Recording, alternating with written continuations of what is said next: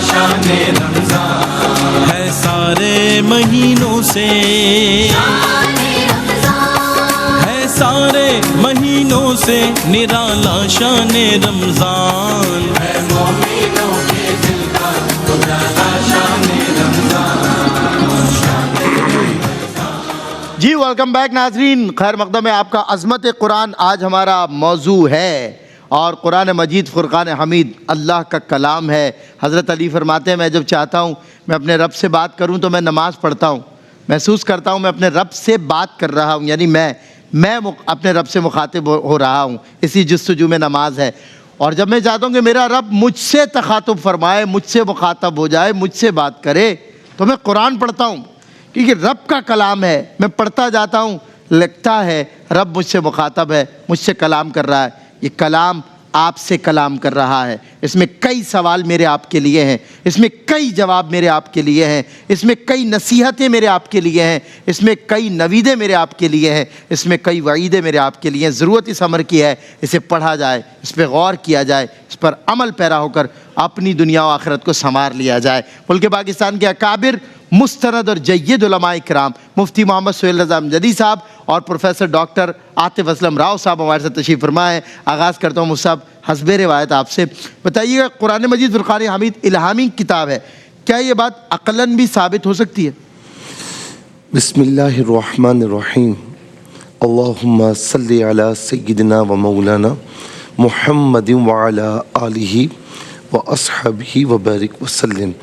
دیکھیں سلمان بھائی، آپ نے جو تمہیدی گفتگو فرمائی بڑی خوبصورت گفتگو تھی، اور سوال بڑا اہم ہے کہ کیا اس کا الہامی ہونا عقلاً بھی ثابت ہے یا نہیں؟ تو میں تھوڑی سی مثالیں آپ کی خدمت میں عرض کروں گا۔ اچھا، پہلی بات تو یہ ہے کہ قرآن کریم جو ہے یہ عقلاً بھی یہ بات ثابت ہے بالکل کہ یہ الہامی کتاب ہے، یہ منزل من اللہ ہے، یہ کوئی انسانی کلام نہیں ہے۔ اب مثال کے طور پر کئی مثالیں ہیں۔ اب اللہ رب العالمین نے جو یہ چیلنج فرمایا، تو یہ انسانوں کو چیلنج فرمایا نا۔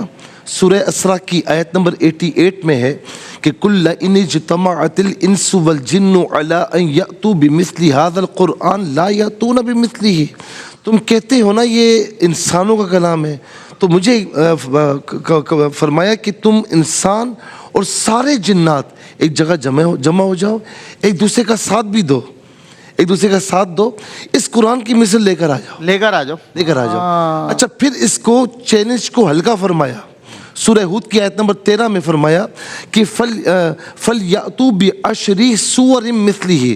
ایسا کرو کہ تم قرآن تو نہیں لا سکتے نا، تم ایک کام کرو کہ 10 صورتیں بنا کر لے آؤ۔ اللہ اکبر۔ اچھا، پھر اس چیلنج کو مزید نرم فرمایا، ہلکا فرمایا کہ ایک کام کرو، سورہ بقرہ کی آیت نمبر 23 وَإِن كُنتُمْ فِي رَيْبٍ مِّمَّا نَزَّلْنَا عَلَىٰ عَبْدِنَا فَأْتُوا بِسُورَةٍ مِّن مِّثْلِهِ، ایک سورت بنا کر لے آؤ۔ اور پھر آخر میں سورہ طور کی آیت نمبر 34 میں فرمایا کہ تم نہ ایک قرآن لا سکتے ہو، نہ 10 سورتیں لا سکتے ہو، نہ ایک سورت لا سکتے ہو، ایک کام کرو فَلْيَأْتُوا بِحَدِيثٍ مِّثْلِهِ، ایک آیت بنا کر لے آؤ، ایک آیت۔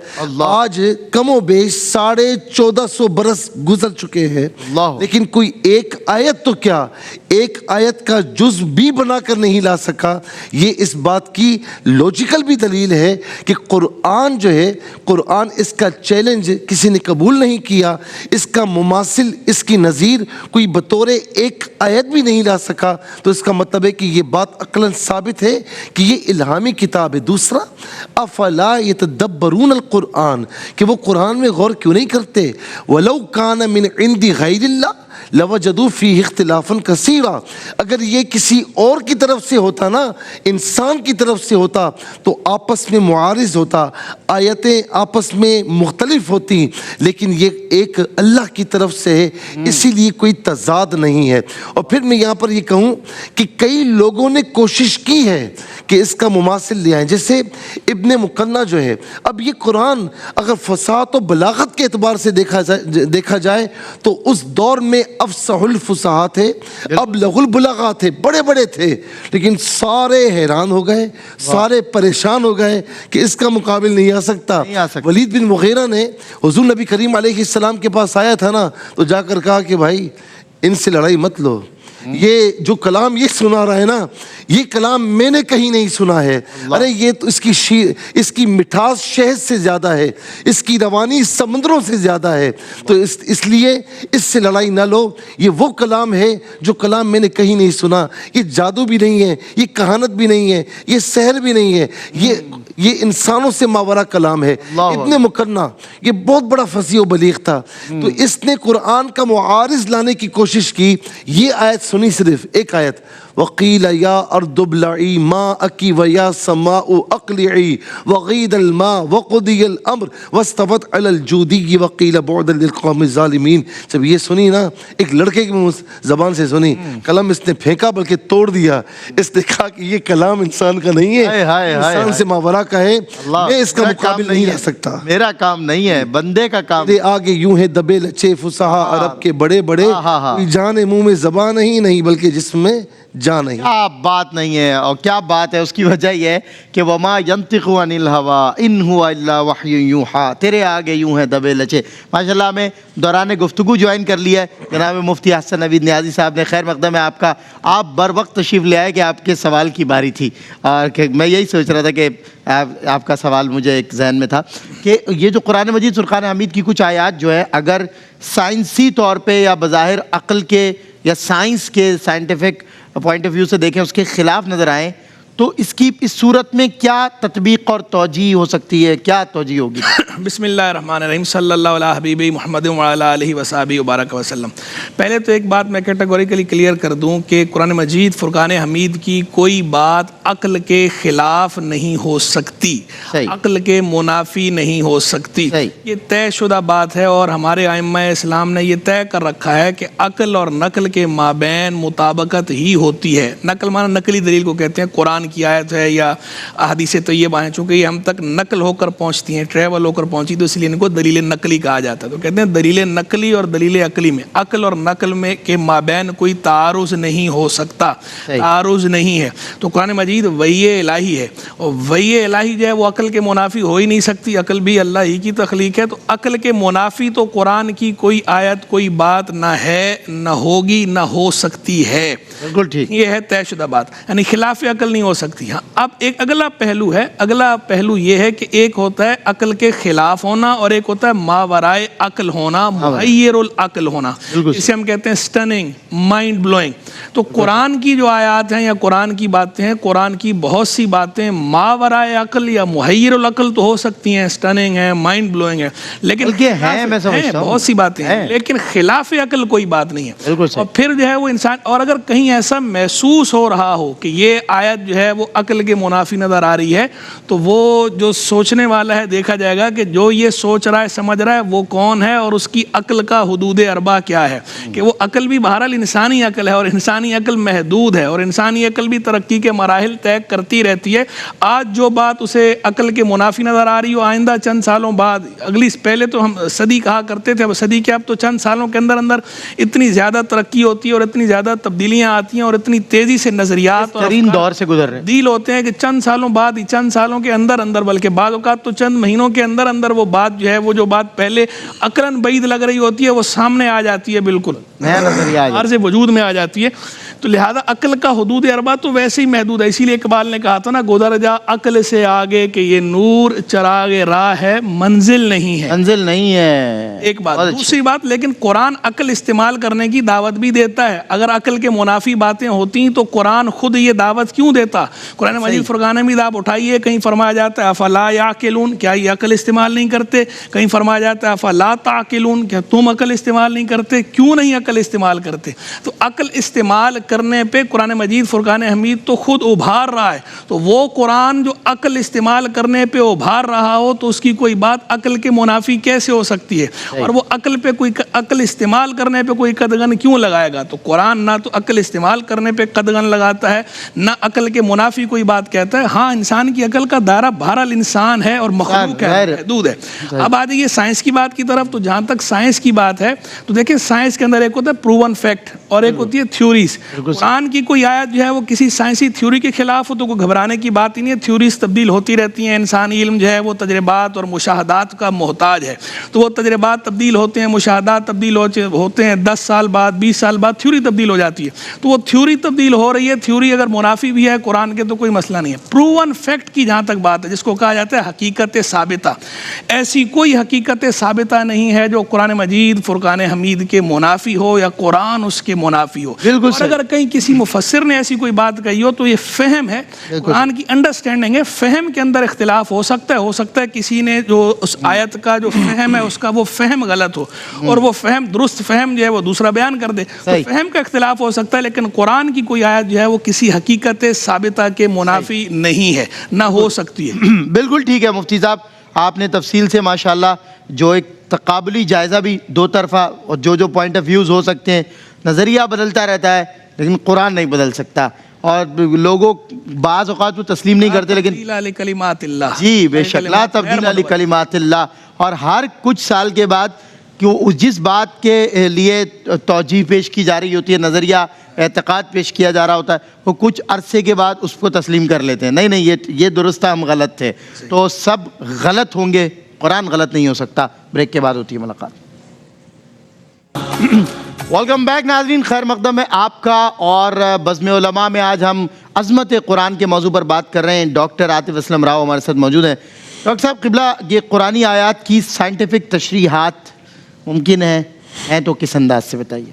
बिस्मिल्लाहिर्रहमानिर्रहीम, रब्बिश्रह ली सदरी व यस्सिर ली अमरी वहलुल उक़दतम मिन लिसानी यफ़क़हू क़ौली।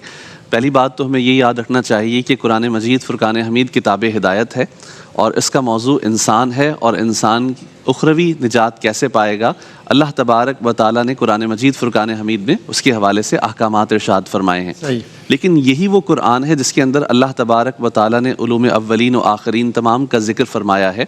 और मैं तो अक्सर ये कहा करता हूँ कि जितने भी उलूम हैं वो कुरान मजीद फ़ुरक़ान हमीद के सामने सजदा रेज़ हैं। बिल्कुल सही। जो उलूम भी ईजाद हुए हैं वो उलूम इंसानी सोच से उसका ताल्लुक़ है, इंसानी फ़िक्र से ताल्लुक़ है। और अल्लाह तबारक व तआला ने इंसान को जो सलाहियतें दी हैं, हवास खमसा है, फिर जदीद ज़राए हैं, इनको सामने रखते हुए वो उलूम जो है ईजाद हुए हैं, हमारे सामने वो तहकीकात आई हैं। कुरान मजीद फ़ुरक़ान हमीद ये अल्लाह तबारक व तआला का कलाम है, इसलिए कभी भी इनका कंपैरिजन तो हो ही नहीं सकता। लेकिन जहाँ तक बात ये है कि ये जो साइंसी उलूम हैं, क्या कुरान मजीद फ़ुरक़ान हमीद इन्हें इंडोर्स करता है? तो इसमें कोई दूसरी राय नहीं है कि कुरान मजीद फ़ुरक़ान हमीद के अंदर अल्लाह तबारक व तआला ने वो हक़ाइक़ बयान किए हैं जो आफ़ाक़ व अनफुस से मुतालिक हैं, और अल्लाह तबारक व तआला ख़ुद फरमाता है कि इन पर गौर व फ़िक्र की जाए। इसी तरीके से अल्लाह तबारक व तआला ने कैलकुलेशंस का, आदाद का बहुत ज़्यादा कुरान मजीद फ़ुरक़ान हमीद में ज़िक्र किया है। कहीं पर तख्लीक़ इंसानी से मुतालिक, कायनात की तख्लीक से मुतालिक, कहीं पर दीगर हिंद से आए हैं। तो ये तमाम तर जो चीज़ें हैं, इससे भी बाज़ ऐसे नताइज निकलते हैं जिससे जदीद साइंसी तहकीकात को मदद मिलती है अपने आप को प्रूव करने के लिए। तो इसलिए वो तमाम आयात जिनका ताल्लुक़ जदीद उलूम से है, या वो आयात के जिनसे जदीद उलूम साबित होते हैं, तो उनसे ताबीर व तशरीह करने में कोई हर्ज नहीं है। कुरान मजीद फ़ुरक़ान हमीद का ये एजाज़ी पहलू है, और इससे वो लोग भी मुतासिर हुए बगैर नहीं रहे कि जो ये समझते हैं कि ये उलूम और इनका हासिल करना ये बहुत बड़ी दौलत है। लेकिन जब उनके सामने ये बात आती है कि जो तहकीक आपने आज की है, कमोबेश 1500 साल पहले कुरान उसे बयान कर चुका है। इसी तरीके से बहुत सारी किताब और बहुत सारी तहकीकात हमारे सामने आई हैं। मोरिस बुकाई की किताब बहुत मशहूर है, बाइबल, कुरान और साइंस। इसके अंदर साइंसी हक़ाइक़ बयान हुए, और कुरान मजीद फ़ुरक़ान हमीद की आयात से साइंसी हक़ाइक़ को जो है उस बयान किया गया। तो उसमें वो ये साबित करते हैं कि कुरान मजीद फ़ुरक़ान हमीद में जितने हक़ाइक़ हैं, साइंसी तहकीकात जो है, वो जो साइंसी तहकीकात सामने आई, कुरान उसमें किसी बात का इनकार नहीं करता, कुरान उसे इंडोर्स कर रहा होता है। मिसाल के तौर पर एम्ब्रियोलॉजी को देखिए, बच्चे की पैदाइश को देखिए। कुरान ने कहा कि 3 अंधेरियों में रखा, बाद में ایمبریولوجی کا جب علم آیا تو انہوں نے یہ ثابت کیا کہ مدر کے یوٹرس کے اندر 3 تہیں ہوتی ہیں. اس طریقے سے اور بھی بہت حقائق ہیں جو آہستہ آہستہ سامنے آ رہے ہیں اور آتے رہیں گے. قرآن مجید فرقان حمید پہ غور کیا جاتا رہے گا اور اس سے انسان اپنی آسانی کے لیے، سہولت کے لیے جو ہے دلائل اسے ملتے جائیں گے. لیکن ساتھ اس بات پر ضرور غور کرنا چاہیے کہ ہمیں قرآن مجید فرقان حمید کی آیات کے ساتھ سائنسی حقائق جو ان آیات سے ثابت ہوں اسے جوڑنا چاہیے، لیکن زبردستی قرآن کو اپنی مرضی کے مطابق مولڈ نہیں کرنا چاہیے. بالکل صحیح. جیسے کہ بگ بینگ تھیوری جو قرآن سے ثابت نہیں، اس کے ثبوت میں سورۃ الفلق کو پیش کرنا کہ اس کے اندر فلک کا ذکر ہے اور اس کا مطلب پھاڑنے والی یا اس طرح سے. تو اس طرح سے کوشش نہ کی جائے کہ وہ جو غلط نظریات ہیں انہیں قرآن مجید فرقان حمید کی آیات کو مولڈ کر کے ثابت کیا جائے. قرآن اللہ کی کتاب ہے اور یہ اللہ کا کلام ہے اور یہ قیامت تک کے لیے ہدایت کے لیے کافی ہے. کیا اچھی بات. قرآن کے ساتھ اپنے آپ کو مولڈ کر لیں، قرآن کے ساتھ اپنے آپ کو فلیکسیبل کر لیں، جیسے قرآن کہہ رہا ہے ویسے ہو جائیں. قرآن کو فلیکسیبل کرنے کی ضرورت نہیں، وہ تو آلریڈی اتنا فلیکسیبل ہے اور اتنا زیادہ شفاف ہے، اتنا آسانیاں آپ کو فراہم کرتا ہے. قرآن نے کہا نا غور کرو، غور کرے گا تو سائنٹیفک تعبیرات بھی ہوں گی، تشریحات بھی ہوں گی. مفتی صاحب قرآن کا ایک دعویٰ اور ہے، ایک قرآن دعویٰ کرتا ہے کہ اس میں ہر خشک و تر جو چیز ہے اس کا ذکر موجود ہے. تو اس دعوے کی تشریح کو آپ کیسے دیکھتے ہیں؟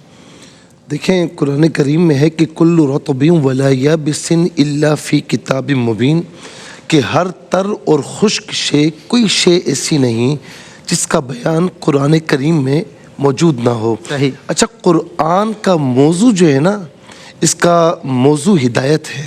صحیح. ٹھیک ہے نا، یعنی یہ ہدایت کے لیے یعنی نازل ہوا ہے اور انسان کی ہدایت کے لیے نازل ہوا ہے. بالکل. کتاب ہدایت ہے، لیکن اس میں دیکھا جائے تو اللہ تبارک و تعالیٰ نے غور و فکر کی بار بار دعوت دی ہے. زمین و آسمان اور ان کے مابین چیزوں کو بیان فرمایا ہے، مختلف علوم کو بیان فرمایا ہے. تو یہ قرآن کی حقانیت ہے کہ جو بیان فرمایا. اب دیکھیں ذرا غور کریں کہ اس میں ہدایت بھی ہے، اس میں ترغیب اور ترہیب بھی ہے، اس میں وعد اور وعید بھی ہے، اس میں قصص بھی ہیں. اچھا اس میں پاسٹ یعنی ماضی میں جو امتیں گزری ان کے واقعات بھی ہیں اور اس میں رتی برابر بھی فرق نہیں ہے، بالکل سچے واقعات ہیں. اچھا پھر اس کے بعد آنے والے یعنی فیوچر کے جو ہونے والے واقعات ہیں جو ابھی ہوئے نہیں، قرآن کریم نے ان کو بھی بیان فرمایا. اور من وعن جو قرآن نے پیشگوئی فرمائی کسی اعتبار سے بھی وہ من وعن واقع ہو رہی ہے. اب میں کچھ مثالیں آپ کو دیتا ہوں. ایک مثال دی کہ اے محبوب جب یہ تحویل قبلہ کا معاملہ ہوگا تو یہ جو نا مشرکین، یہ یہود و نصارہ یہ اعتراض کریں گے، یہ بے وقوف اعتراض کریں گے کہ کس چیز نے پھیر دیا. ہونا یہ چاہیے تھا کہ جب تحویل قبلہ ہوا تو انہیں اعتراض نہیں کرنا چاہیے تھا، لیکن قرآن نے جب کہا تو انہوں نے مستقبل میں یہ اعتراض کرنا تھا اور کیا. سیقول السفہاء من الناس ما ولاہم عن قبلتہم التی کانوا علیہا، اور من وعن اعتراض کیا. اچھا پھر یہ فرمایا کہ یہ کہتے ہیں کہ ہم اللہ کے پیارے ہیں. اللہ کے پیارے ہیں تو موت کی تمنا کریں نا، لقاء الہی کی تمنا کریں. اللہ سے ملیں. قرآن کہتا ہے کہ وَلَن يَتَمَنَّوْهُ، یہ کبھی بھی تمنا نہیں کریں گے. تو کہ اٹھتا نا کہتا کہ مجھے لقاء الہی کی تمنا ہے، میں موت کی تمنا کرتا ہوں، لیکن آج تک کسی نے موت کی اس انداز میں تمنا نہیں کی کہ مر کر ہمیں اللہ تعالیٰ کی بارگاہ میں ملنا ہے اور اس کی بارگاہ میں حساب و کتاب دینا ہے. مسلمان تو تمنا کر سکتا ہے لیکن کوئی غیر مسلم تمنا نہیں کر سکتا. اسی لیے ایک بہت بڑی مثال ہمارے سامنے ہے کہ مرج البحرین یلتقیان بینہما برزخ لا یبغیان، کہ دو دریا آپس میں ملتے ہیں، دونوں کے درمیان ایک برزخ یعنی پردہ ہے. آپ یہ دیکھیں کہ کچھ عرصہ پہلے، یہ تو 1450 برس پہلے قرآن یہ بات کر رہا ہے نا، کچھ عرصہ پہلے یہ ہوا کہ کہتے ہیں کہ کوسٹیو نامی ایک سائنسدان نے اس کو دریافت کیا جبرال کے مقام پر کہ بھئی دو دریا ہیں اور ایک کھارا ہے ایک میٹھا ہے، دو سمندر ہے، ایک کھارا ایک میٹھا ہے، دونوں کے کلرز ڈیفرنٹ ہیں لیکن دونوں آپس میں مل نہیں رہے. کھارا میٹھے میں نہیں جا رہا، میٹھا کھارے میں نہیں جا رہا، اور دونوں اس طرح چلتے جا رہے ہیں. تو اس سے جب یہ علم ہوا کہ جو بات اتنی مشکل سے اس نے دریافت کی ہے تو قرآن تو 1400 برس پہلے یہ بتا چکا ہے، تو کہتے ہیں کہ وہ مسلمان ہو گیا۔ اس کے علاوہ کتنی مثالیں ہیں، قرآن نے جو کچھ کہا۔ حضرت مولا علی فرماتے ہیں، اچھا یہ آپ کے پاس ایک یہودی آیا، اس نے کہا کہ آپ کہتے ہیں قرآن میں سب کچھ ہے، تو مجھے بتائیں کہ میری داڑھی چھوٹی ہے، آپ کی داڑھی بڑی ہے، یہ قرآن میں کہاں ہے؟ تو فرمایا کہ والبلد الطیب یخرج نبات باذن ربی والذی خبث لا یخرج الا نکدا۔ فرمایا کہ جو اچھی زمین ہوتی ہے وہ سبزہ زیادہ اگاتی ہے، جو بنجر زمین ہوتی ہے وہ نہیں اگاتی یا بہت کم اگاتی۔ اسی لیے کہتے ہیں جمیع العلوم فی القرآن ولکن تقاصر عنہ افہام الرجال، کہ سارے علوم قرآن میں ہیں لیکن ہر کوئی اسے حاصل نہیں کر سکتا۔ جو جتنی مرتبہ حدیث پاک میں ہے کہ کوئی اس سے اکتائے گا نہیں، تو جتنی مرتبہ اس میں غوطے لگائے گا اتنا ہی علم کے موتی حاصل کرتا چلا جائے گا، نکال کے لائے گا۔ جب غوطہ لگائے گا اسے نیا موتی مل جائے گا، نئی شے، نیا علم، نیا فن اسے نصیب ہوگا۔ میں ایک سوال چھوڑے جا رہا ہوں، بریک پر جا رہا ہوں۔ بریک میں آپ ہمیں کالز کر سکتے ہیں، سوالات فقہی اور شرعی پوچھ سکتے ہیں، پھر سیگمنٹ ہوگا انشاءاللہ۔ اس کے بعد آپ کے مسائل اور ان کا حل کا مفتی محمد سہیل رضا امجدی صاحب دیں گے آپ کے براہ راست سوالات کے جوابات۔ تو آپ بریک میں بھی کالز کر سکتے ہیں، اگلے سیگمنٹ میں بھی۔ سوال مفتی حسن نوید نیازی صاحب کا میں چھوڑے جا رہا ہوں کہ قرآن کی کون کون سی پریڈکشنز، پیشن گوئیاں ہیں جو اب تک ثابت ہو چکی ہیں۔ ملتے ہیں آپ سے بریک کے بعد۔ ویلکم بیک ناظرین، خیر مقدم ایک مرتبہ پھر آپ کا بزم علماء مفتی محمد سہیل رضا امجدی صاحب، مفتی حسن نوید نیازی صاحب، ڈاکٹر عاطف اسلم راؤ صاحب حاضر خدمت ہیں الحمدللہ، اور آپ کی خدمت کے لیے یہ اکابر علماء صاحبان علم و دانش موجود ہیں۔ کالر ہمارے ساتھ ہیں، السلام علیکم۔ جی السلام علیکم۔ جی السلام علیکم۔ السلام علیکم۔ وعلیکم السلام۔ جی کیا سوال ہے آپ کا؟ دعا مانگنے کا طریقہ۔ اچھا چلیں انشاءاللہ بتائیں گے۔ میں پہلے جوابات لے لوں دونوں علماء سے جلدی سے، اس کے بعد پھر کالرز کی طرف بڑھیں گے۔ پہلے میں جوابات لے لوں۔ میں نے ایک سوال چھوڑا۔ جی، قرآن مجید فرقان حمید نے بہت سی ایسی پیشن گوئیاں فرمائیں جو درست ثابت ہو گئیں، اور باقی آگے بھی دنیا دیکھے گی جو قرآن نے فرمایا وہ حق ہے، وہ اٹل ہے۔ بالکل بے شک۔ ویسے بھی اللہ تبارک و تعالیٰ نے فرمایا الا یعلم من خلق، کیا وہ نہیں جانتا جس نے پیدا فرمایا، جس نے اس کائنات کو تخلیق فرمایا، سب سے بڑھ کر وہی اس کے بارے میں جانتا ہے، وہی اس کا کریٹر ہے اور وہی عالم ہے، ثانی ہے۔ تو مسلمانوں اور اہل کتاب کے مابین ایک انسیت تھی اہل کتاب ہونے کی وجہ سے، یعنی اس وقت جب اسلام آیا ہے، یعنی حضور جان عالم علیہ السلام نے جب اعلان نبوت فرمایا ہے تو اس وقت جو ہے وہ دو سپر پاورز تھیں، ایک جو ہے وہ روم اور دوسری جو ہے وہ ایران، پرشین اور جو ہے رومن امپائر۔ تو جو مجوسی فارسی تھے، یہ لوگ مجوسی تھے، آگ کی پوجا کرتے تھے، بت پرست، اور اس طرف جو ہے وہ قریش، چونکہ یہ لوگ بھی کفار مکہ بت پرست تھے، تو ان کے آپس میں ایک طرح کی انسیت تھی۔ اور رومی چونکہ اہل کتاب تھے، عیسائی تھے، تو اہل کتاب ہونے کے ناطے انبیاء کرام علیہ السلام کو مانتے تھے، تو اس مناسبت سے مسلمانوں کی ان کے ساتھ ایک انسیت تھی۔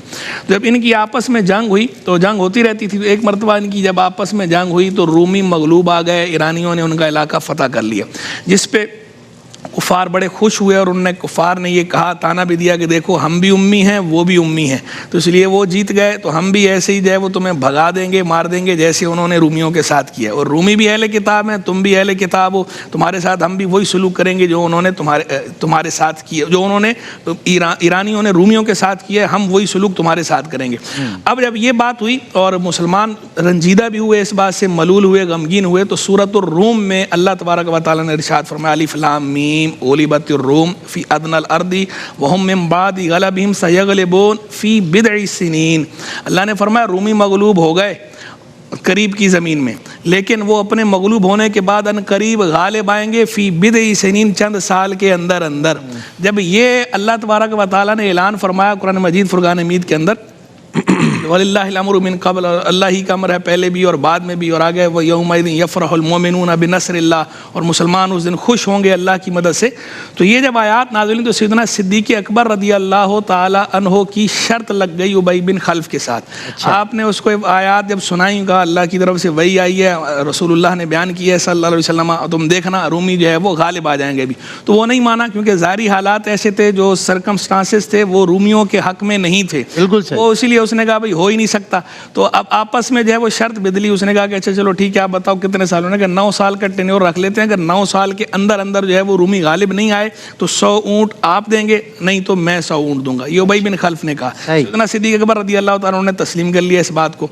अब जब 9 साल तो क्या होने थे, 9 साल के अंदर अंदर ही रूमी गालिब आ गए, ईरान जो है वो मगलूब हुआ, यहाँ तक कि मदाइन में रूमियों ने घुस के अपना एक अलग से शहर बना लिया और उसका नाम उन्होंने रूमिया रखा, वो गालिब आ गए। अब सैयदना सिद्दीक़ अकबर रज़ी अल्लाह तआला आए उसके पास, और उबई बिन खल्फ की औलाद, क्योंकि वो फौत हो चुका था, उसकी औलाद के पास, और कहा भाई मैं शर्त जीत गया, 100 ऊँट मेरे हवाले करो।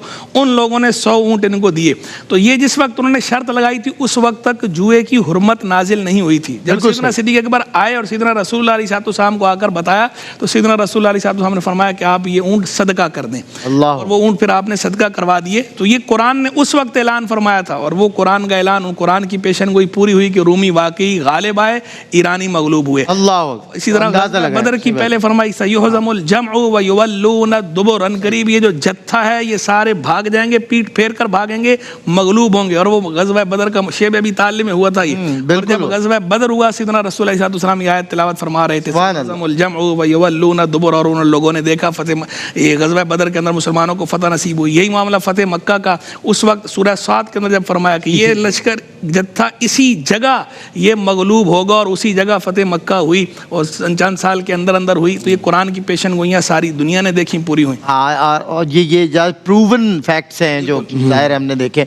मैं डॉक्टर आतिफ असलम राव साहब आपसे इस चंद लम्हात में ये भी जानना चाहता हूँ कि कुरान अरबी ज़बान में नाजिल हुआ है, इसकी हिकमत क्या हो सकती है अरबी ज़बान में नाजिल होने की? देखिए, सुन्नत इलाहिया है कि अल्लाह तबारक व ताला ने जिस नबी को जिस इलाके में भेजा, जो लोगों की ज़बान थी, उसी ज़बान में अल्लाह ताला ने हिदायत जारी फरमाई। अक्ल भी इस बात को तस्लीम करती है कि अगर लोगों से बात की जाए, इंटरेक्शन किया जाए, उन्हें दावत दी जाए और उस ज़बान में दी जाए जिसको वो समझते ना हो, तो फिर उस दावत का फ़ायदा ही नहीं होगा।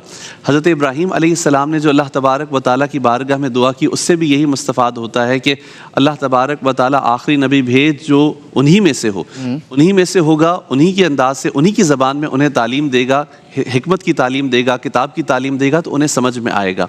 अरबी ज़बान में क्यों अल्लाह ताला ने कुरान को नाजिल किया, उसकी एक वजह तो ये है कि हुज़ूर अलैहिस्सलातु वस्सलाम को अरब में भेजा, अरबी ज़बान में कुरान मजीद फ़ुरक़ान हमीद को नाजिल किया, और अल्लाह तबारक व ताला ने अरबी का इंतखाब जो किया। आज जो माहिरीन लुगात हैं, जो ज़बानों के माहिरीन हैं, वो कहते हैं दुनिया में आज तक हज़ारहा ज़बानें ऐसी हैं कि जो वक्त के साथ साथ ख़त्म हो चुकी हैं, बदल चुकी हैं। कुछ ज़बानें ऐसी हैं जो सदियों से चली आ रही हैं, अब तक बाकी हैं। तो अरबी भी कदीम ज़बानों में से है, लेकिन इस ज़बान के अंदर वसअत इतनी है, फ़साहत व बलागत इतनी है, ये अल्फाज के एतबार से इतनी रिच लैंग्वेज है कि जिसमें मुस्तकिल इजाफ़ा ही होता चला जा रहा है और इसका फैलाव बढ़ता चला जा रहा है। तो अल्लाह तबारक व ताला ने कुरान मजीद फ़ुरक़ान हमीद, ये जो हिदायतनामा है क़यामत तक के लिए है, तो क़यामत तक के आने वाले लोग इस कुरान मजीद फ़ुरक़ान हमीद से, इस किताब से हिदायत और रहनुमाई हासिल कर सकें। अल्लाह तबारक व ताला ने इसलिए अरबी में इसे नाजिल किया। और फिर मुख्तलिफ़ आयात से हमें ये मालूम होता है कि अल्लाह तबारक व ताला ने उस दौर के जो है नबी जिस दौर में आया, वो उसी की कौम की निस्बत से मोज़ज़ात अता फ़रमाए। तो हुज़ूर अलैहिस्सलातु वस्सलाम की जब बेइज़्ज़त हुई तो लोग अपनी ज़बानों पर नाज किया करते थे, तो अल्लाह तबारक व ताला ने कुरान मजीद फ़ुरक़ान हमीद हुज़ूर अलैहिस्सलातु वस्सलाम को दिया। और जैसे थोड़ी देर पहले बात हुई कि चैलेंज किया गया और कोई इस जैसी आयत नहीं बना के ला सका, तो ये कुरान मजीद एक मोज़्ज़ा है और अरबी ज़बान में नाजिल करने की अल्लाह ताला की बहुत सारी हिकमतें हैं। क्या बात है, बहुत खूब। डॉक्टर साहब, एक कॉलर हमारे साथ हैं, उन्हें शामिल करते हैं, सवाल लेकर आए हैं जी। अस्सलाम वालेकुम। अस्सलाम वालेकुम। ग़ालिबन लाइन ड्रॉप हो गई, कोई बात नहीं। एक और कॉलर हमारे साथ हैं। अस्सलाम वालेकुम। ये लाइन भी ड्रॉप हो गई, कोई बात नहीं। चलें, नेक्स्ट कॉलर। अस्सलाम वालेकुम। वालेकुम अस्सलाम जी, मेरा क्या सवाल ये था कि मेरी वालदा ने जी पूछिए, सुन रहे हैं आपकी बात। जी, मेरी वालदा ने रोज़ा रखा था तो तबीयत खराब होने की वजह से उन्हें रोज़ा तोड़ना पड़ गया। सही। अब वो उस रोज़े का कुफारा अदा करेंगी या फिदिया देंगी? अच्छा ठीक है, इंशाल्लाह बिल्कुल बताएंगे।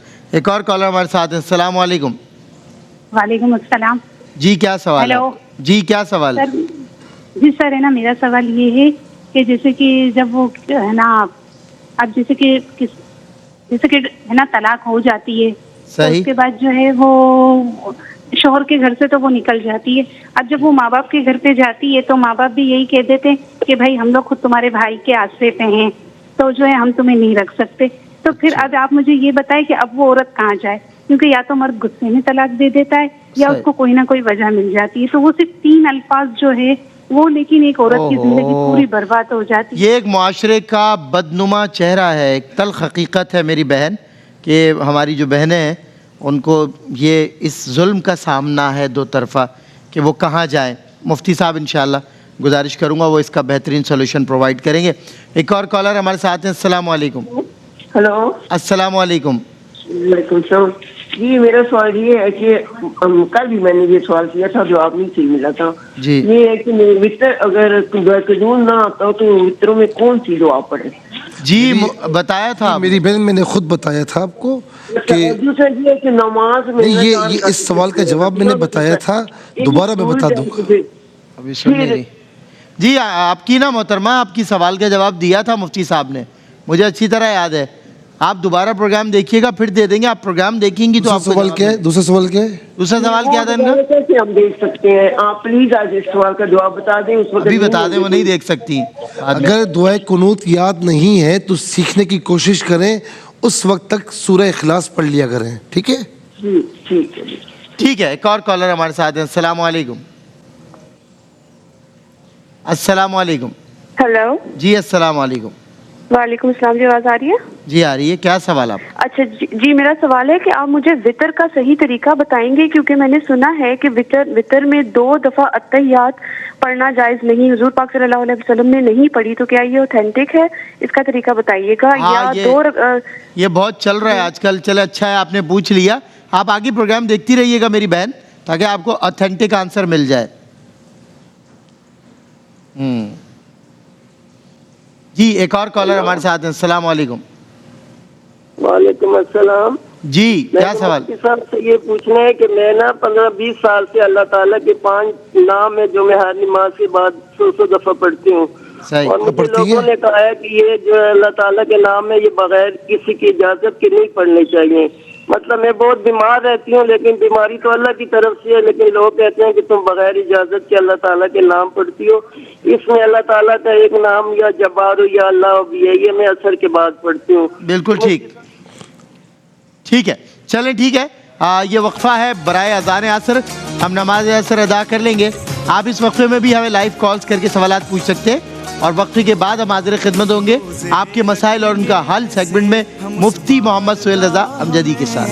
بھوکا نہ کوئی سوئے گا اس پاک ماہ میں, کرنا مدد غریب جو مل جائے راہ میں, جتنا ہمارا اتنا